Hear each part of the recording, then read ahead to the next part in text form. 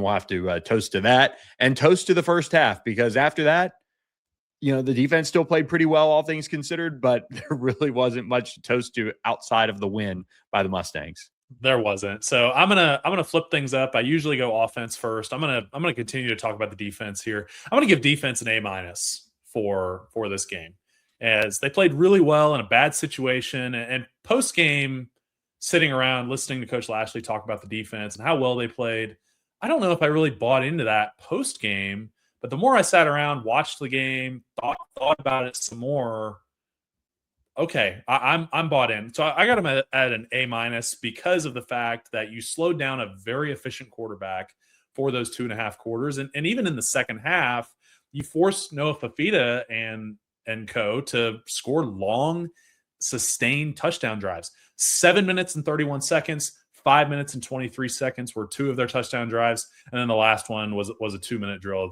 They still had to run 15 plays and get all the way down the field and score that touchdown. But this was not a defense that was giving up over the top passing where they're just getting killed on explosives. And at the end of the day, they held Arizona to under 300 yards through the air, which is huge considering the passing defense.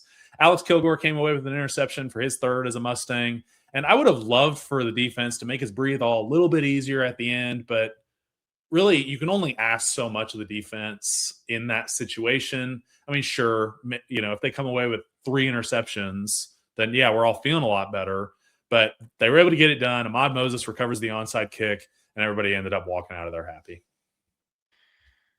Yeah, I think when I think about the defense and what they were able to do, I thought Scott Simons played a really aggressive style defensively. He just kind of went, for SMU fans that might be listening to this might get a little PTSD, but a little bit of an all-out mentality. And even you watch that last Arizona drive where they were trying to work down the field bit by bit by bit. SMU was blitzing, SMU was coming after him.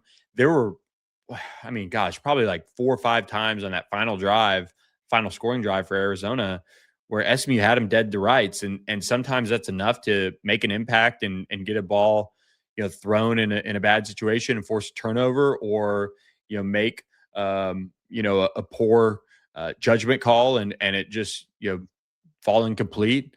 But no Fafita, you've got to understand clearly how efficient and how incredible he was. And, I talked to somebody else on the staff after the game, and was talking with them on the phone the next day, and they said, yeah, man, this guy's really, really just short and tough to get down. And that's what the players were saying. I mean, he's just so low to the ground and able to avoid all sorts of different, sacks and big freaks and everything like that. So, we told you guys in the preview that they were going to be aggressive. They were going to change some things in terms of how they went after, the opposing offense. And they did that. They blitzed a lot.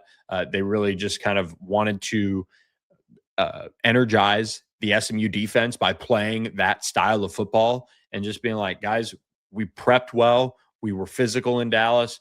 The guys were really focused on doing their homework and their prep for Arizona. There were a couple times where SMU should have had a couple other picks over the course of the game.